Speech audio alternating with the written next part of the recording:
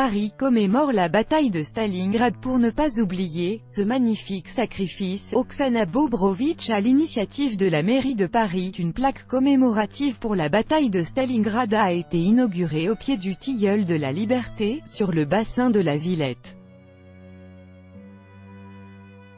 Élus parisiens et représentants des peuples ayant participé à cette bataille décisive de la Seconde Guerre mondiale se sont retrouvés pour rendre hommage à ces victimes. Sous un soleil de plomb, un groupe d'élus de Paris, des diplomates russes, kazakhs, tadjiks, ainsi que les représentants d'autres peuples de l'URSS qui ont combattu le nazisme se sont réunis pour inaugurer une plaque commémorant la bataille de Stalingrad.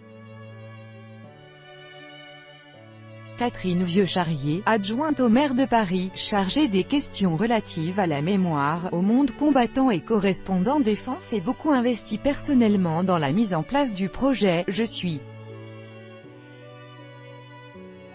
très émue, parce que je trouve qu'il y a eu beaucoup d'injustices ces dernières années à considérer que la fin de la Seconde Guerre mondiale a été diligentée par les Alliés.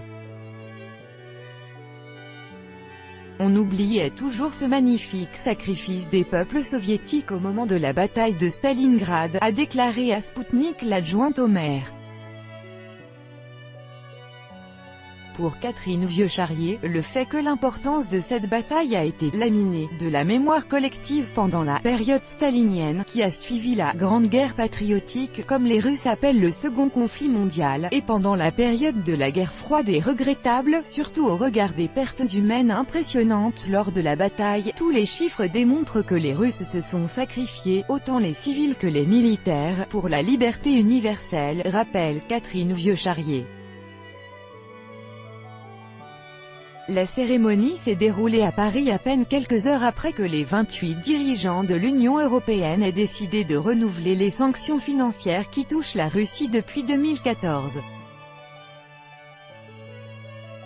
Comment faire coïncider cette décision politique avec l'hommage qu'on porte aujourd'hui aux victimes russes? J'extrais totalement cette cérémonie de la politique actuelle de la Russie. Néanmoins, je ne pense pas que les sanctions, quelles qu'elles soient, peuvent faire avancer la politique extérieure, souligne Catherine Vieux-Charrier. Lors de la cérémonie, l'ambassadeur de Russie, Alexei Meshkov, ainsi que François Dagneau, maire du 19e arrondissement, ont également rendu hommage à toutes les victimes de la bataille de Stalingrad.